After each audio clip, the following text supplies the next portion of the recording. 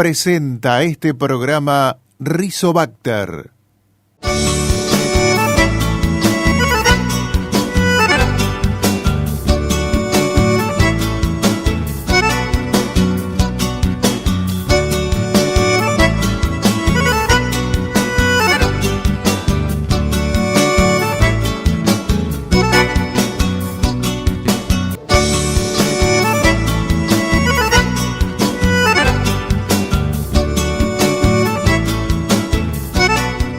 Estados Unidos fue el país elegido, tanto para empresarios como para técnicos, para realizar una interesante capacitación.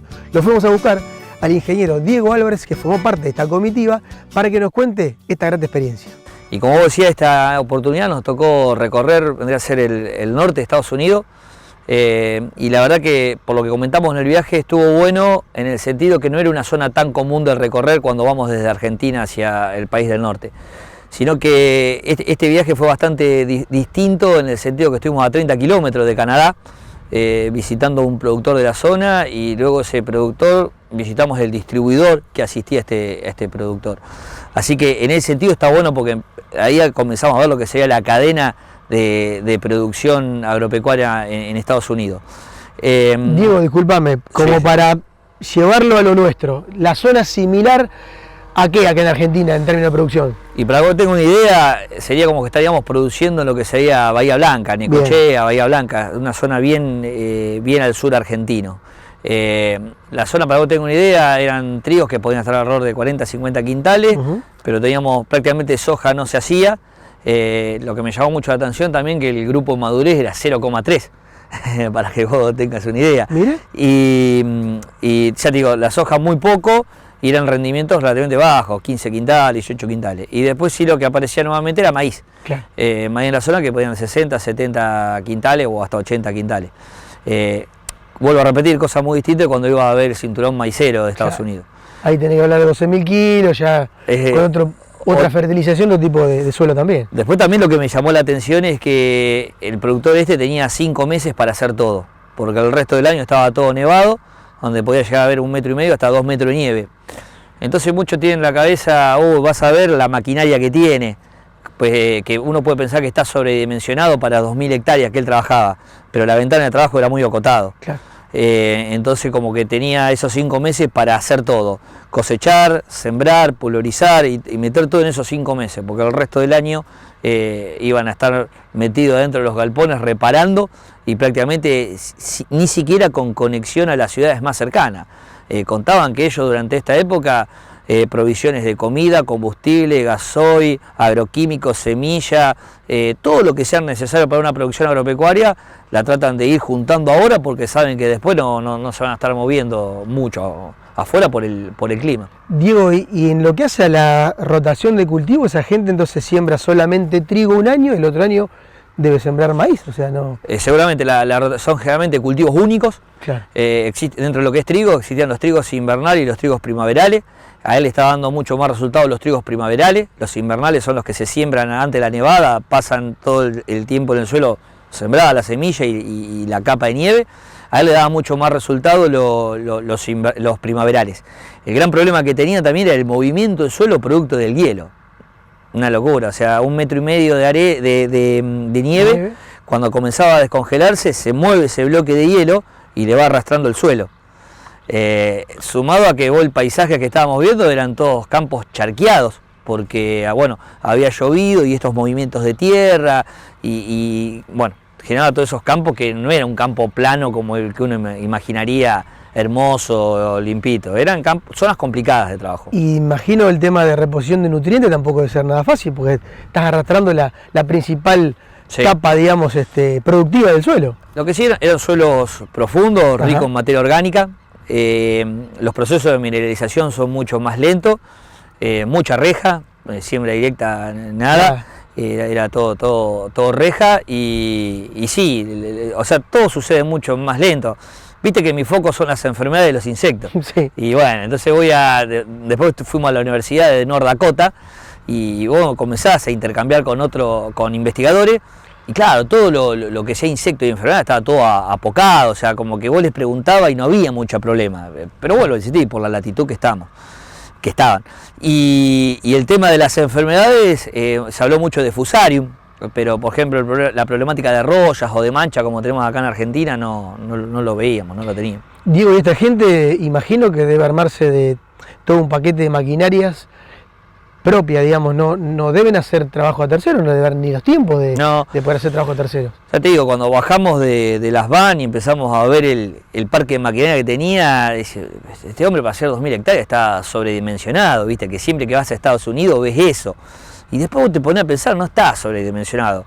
Es más, tenía una máquina gigante ahí y con un tractor gigante y tuvo que pedirle por favor al vecino que lo venga a ayudar para terminar de sembrar. Porque es tan acotada la ventana de todo que por más que tenga la super máquina no llegaba a cumplir con los tiempos, ¿no es cierto? Y así estaban 15 días retrasados en la siembra. Hoy día. 15 días retrasados en este caso era por excesos hídricos.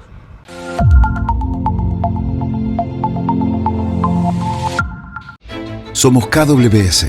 Desde 1856 trabajamos juntos, acompañándote y desarrollando los mejores híbridos para tu campo. Porque sos único. Ser líder en genética y agronomía también lo es. Vos elegís KWS.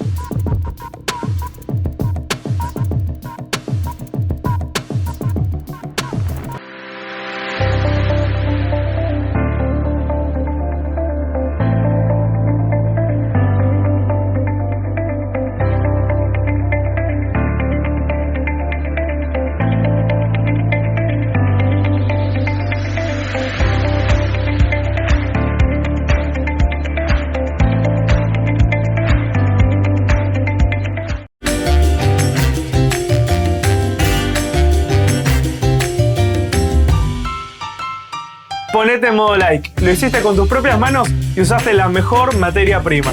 Harina Federación. Todo lo que está bien se hace en casa. Asegura tu auto, casa o comercio en San Cristóbal Seguros, la compañía con mayor respaldo del mercado. San Cristóbal Seguros. Nosotros te cubrimos.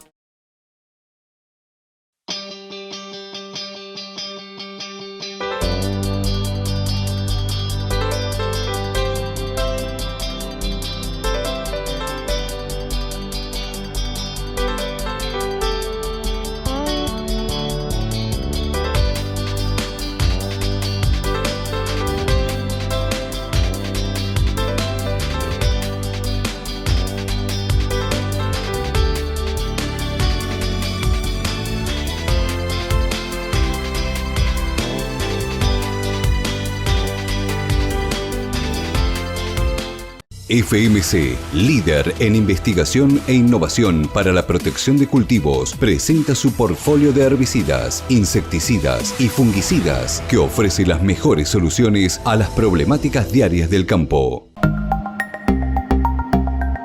En protección de cultivos, Tecnomil. Nosotros, al igual que tus cultivos, crecemos en la misma tierra.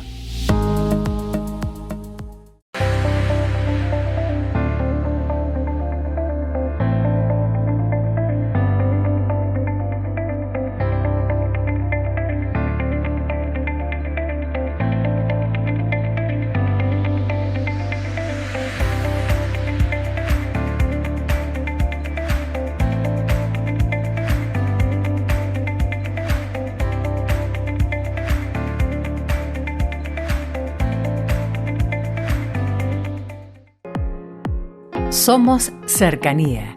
21 sucursales comerciales distribuidas estratégicamente. Somos Asesoramiento. Más de 40 ingenieros y asesores brindando asistencia técnica y comercial. Somos Agrosoluciones. Alimentos balanceados, insumos, inversiones, acopio, concesionarias John Deere, logística. Somos el campo. Trabajando juntos. Somos Ceres Tolvas.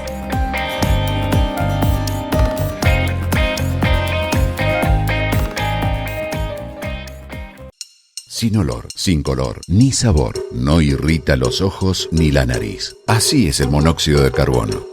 Un gas tóxico que provoca intoxicación e incluso la muerte, y es producido por el mal funcionamiento de los artefactos a combustión, como calefactores, estufas, cocinas o braseros. En ambientes cerrados, el riesgo por intoxicación aumenta. Por eso mantén los ambientes siempre ventilados y controla el buen funcionamiento de los artefactos con un gasista matriculado. En la Argentina se producen muy buenos vinos, entre ellos hay una gran cantidad de vinos orgánicos. Es el caso de Juan Pablo Arnaboldi, este productor que encontramos días pasados en Italia, donde nos contó cuál fue el motivo de su viaje, pero además esta experiencia que ha tenido en la Argentina de producir vinos orgánicos. ¿Cuál fue lo que te motivó a venir a Italia, Juan? Mira, en primera instancia, mi papá era italiano, entonces siempre en mi casa se habló de Italia, teníamos ciertas tradiciones que se respetaban dignas de este país. Y bueno, hace unos 10, 12 años atrás, gracias a las redes sociales, descubrimos que teníamos familia acá. Y bueno, ahí se acentuó más la necesidad o las ganas de venir para conocernos, para aprovechar ese vínculo que fue sorpresa para todos nosotros, porque no sabíamos que estaban acá. Y bueno, recientemente, por cuestiones de la vida, me surgió la oportunidad de venir acá con un poco más de la ambición de radicarme acá en Italia. Y Recanati digamos, de alguna manera lo elegiste ahora por el tema del curso del idioma. Aprovechando el curso de italiano, que además te brindan la oportunidad de visitar distintas ciudades importantes de Italia, bueno, era mejor. ¿Y tus parientes en Italia en qué parte están radicados? Están en el norte, cerca de Milano. ¿Ya estuviste con ellos? Estuve con ellos antes de empezar el curso, sí. ¿Y cómo te han recibido? ¿Cómo reciben al argentino que viene de visita? Lo que pasa es que toda la emoción de reencontrarse con alguien que es de la familia, pero al mismo tiempo es un desconocido, porque no es lo mismo un mensaje de texto que verse, que compartir la mesa, compartir viajes, es distinto. Yo no estoy tan de acuerdo con eso de que los argentinos y los italianos comparten una gran cantidad de cuestiones culturales. Me parece que hay una diferencia sociocultural mucho más grande de la que yo creí antes de llegar acá. Me parece que son bastante distintos. ¿En qué aspecto lo has notado? Algo que me llamó mucho la atención es que ese desinterés por ayudar, por ser solidarios sin dobles intenciones, que nosotros no estamos acostumbrados a eso. Y acá cualquier pregunta que uno hace en la calle, en una oficina, hay mucha predisposición a responder, a resolver. Incluso, bueno, en la escuela misma que estamos compartiendo el curso también. Lo notaste no solamente aquí en Recanati, sino más cerca de ciudades grandes como Milán, que por ahí, bueno, al ser un poco más al norte, la gente creía que es mucho más fría. Puede ser que sea más fría que la gente que está hacia el sur dentro del país, pero eso no quita que no sean solidarios y que no tengan dobles intenciones. Juan, ¿y en la Argentina a qué te dedicas? Tuvimos la suerte de compartir alguna que otra mesa, almuerzos y cenas, y creo que hay un tema que lo manejas muy bien. Bueno, yo particularmente me dedico al turismo, pero surgió la oportunidad de también hacer vinos en una región de la Argentina, sobre la costa bonaerense, que es un poco más atípico, porque cuando uno le dicen vinos en la Argentina, está muy relacionado con la zona de la cordillera. Y hacer vino cerca del mar, si bien es algo común, por ejemplo acá en Italia, en la Argentina no. Y con el plus de que es orgánico, con todo lo que eso implica. ¿Y cómo es el proceso? ¿Cómo podés empezar a contarlo para que la gente lo entienda? La diferencia de lo natural es que no se usan químicos, entonces el consumo de ese vino tiene que ser en un periodo de tiempo mucho más breve, porque bueno, el otro tiene conservantes. Esos son los famosos sulfitos que uno... Exactamente eso. Y además que para poder llamarse orgánico tiene que estar en un viñedo que no comparta y que no esté cerca de campos que se apliquen ningún tipo de producto. Agroquímicos.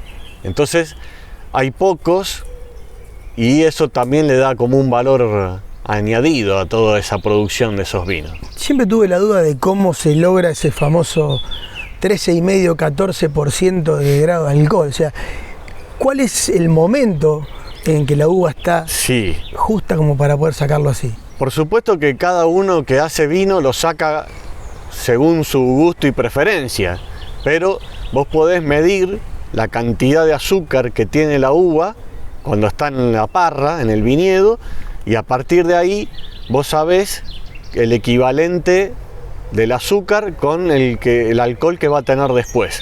Entonces, depende de esos índices, se extrae la uva del viñedo y se empieza a fermentar.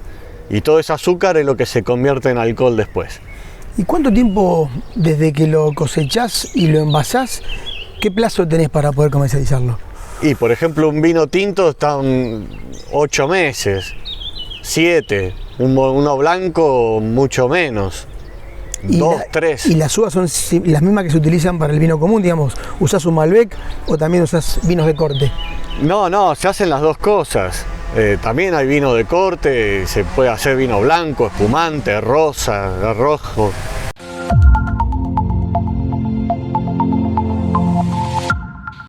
Somos KWS. Desde 1856 trabajamos juntos, acompañándote y desarrollando los mejores híbridos para tu campo. Porque sos único. Ser líder en genética y agronomía también lo es. Vos elegís KWS. La revolución comienza desde abajo, desde la semilla. Presentamos Rizoderma, el primer curasemilla biológico que protege tus semillas de forma revolucionaria. Función biofungicida con un amplio espectro de control. Favorece el fortalecimiento de las plántulas. Promueve mecanismos más eficientes y prolongados en el tiempo. Vos también podés ser parte de la revolución biológica.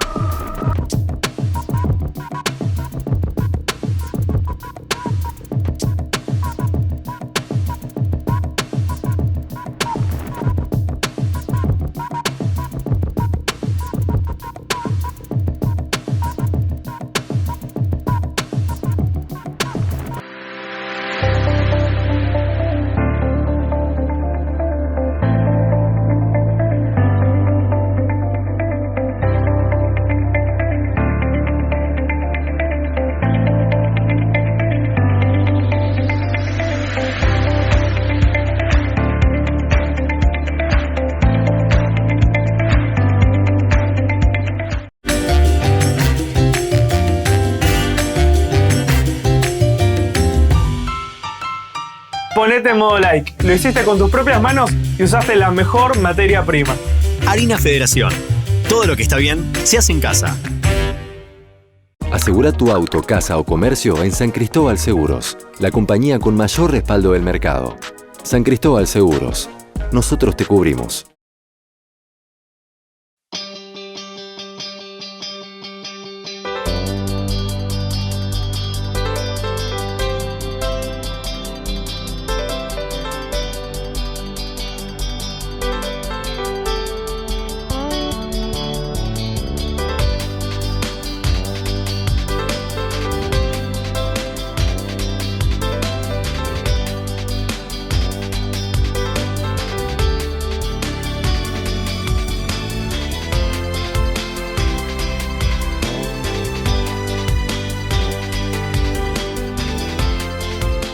FMC, líder en investigación e innovación para la protección de cultivos, presenta su portfolio de herbicidas, insecticidas y fungicidas que ofrece las mejores soluciones a las problemáticas diarias del campo.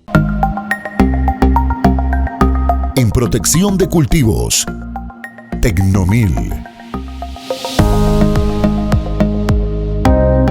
Nosotros, al igual que tus cultivos, crecemos en la misma tierra.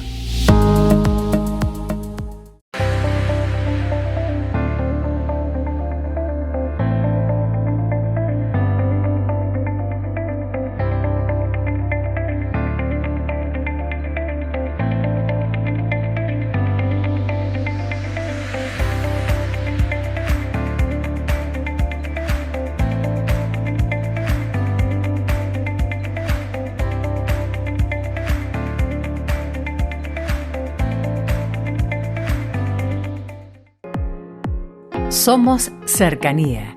21 sucursales comerciales distribuidas estratégicamente. Somos Asesoramiento. Más de 40 ingenieros y asesores brindando asistencia técnica y comercial. Somos Agrosoluciones. Alimentos balanceados, insumos, inversiones, acopio, concesionarias John Deere, logística. Somos el campo. Trabajando juntos. Somos Ceres Tolvas.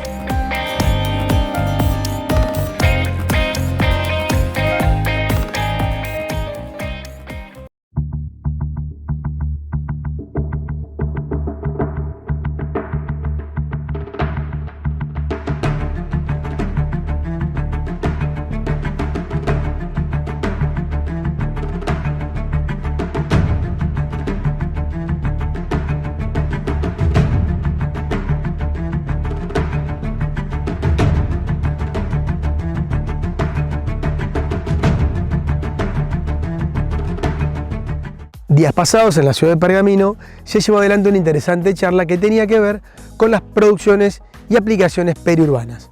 El encargado de realizarla fue el ingeniero Horacio Ceresi. Con él hablamos y nos cuenta en esta interesante nota por qué se vinculó fundamentalmente a los productores. Era un curso que está dentro de lo que es los municipios verdes, ¿no es cierto?, del programa Municipios Verdes, organizado por la municipalidad, y bueno, participamos ahí con Martín Principiano, juntos en el desarrollo.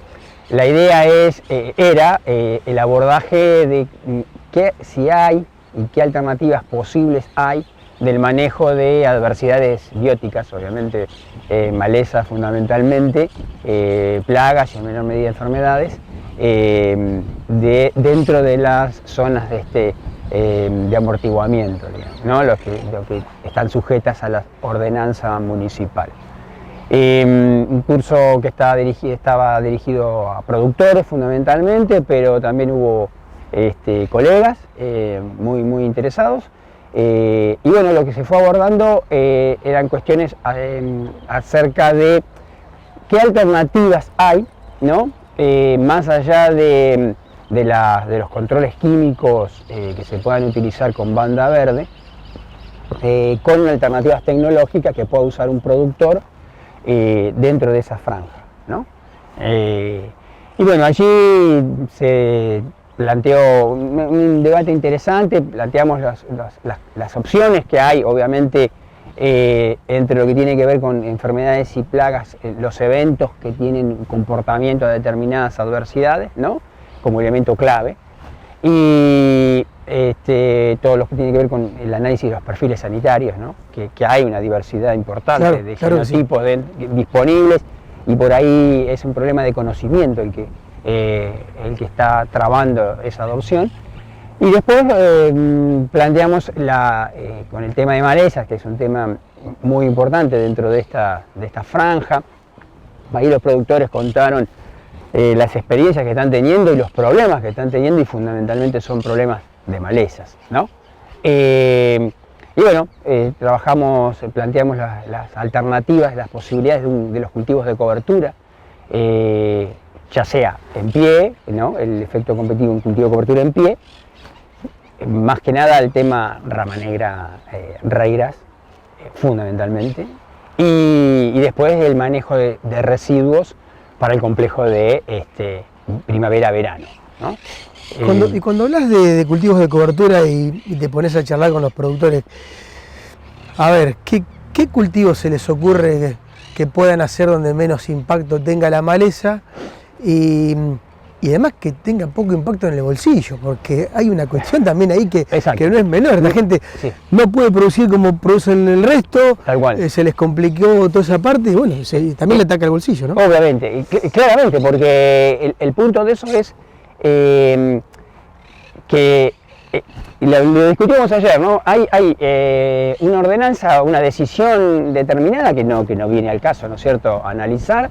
No nos corresponde a nosotros analizar desde donde nos toca trabajar, pero sí tiene después un impacto claramente económico, y ahí al productor no se lo asiste, ¿no? Entonces eso surgió como debate. ¿Por qué? Porque lo que planteas, obviamente, de hacer un cultivo de cobertura con los costos que tiene hacer un cultivo de cobertura, que después no tiene renta, y estamos restringidos después en las posibilidades de utilización de controles químicos, por ejemplo. Si tuviéramos que acompañar un cultivo de cobertura, la situación es problemática, ¿no? Surgieron ahí los debates acerca de, bueno, obviamente un cultivo de cobertura, cuanto más diverso sea, mejor es el proceso competitivo hacia las malezas y mejor es la calidad del residuo que te deja. Entonces eso permite que ese residuo, si es una cantidad adecuada, dure lo suficiente en el cultivo siguiente de verano, de modo que aplaque la posibilidad de emergencias, fundamentalmente de las malezas, lo que tiene que ver con chucho colorado y el complejo de gramíneas, capín, no más allá de diciembre, ¿no es cierto?, todo lo que es diciembre. Ya después del cultivo, ahí es clave el rol que juega un residuo. Pero bueno, la combinación de especies y la combinación de diferentes cultivos de cobertura implica un costo, ¿no? Entonces, al valor que tiene hoy a semilla, y bueno, ahí surgieron discusiones con experiencias hay falta también de conocimiento en ese sentido.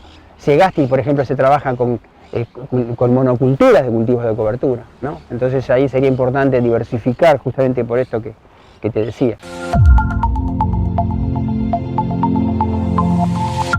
Cerramos el programa de hoy y le dejamos como adelanto la nota con el apicultor Francesco Francioni de la zona de Recanati, Italia. Con ustedes nos vamos a volver a encontrar en 7 días. Esto ha sido Agrodifusión Noticias. Presentó este programa Alra Pergamino.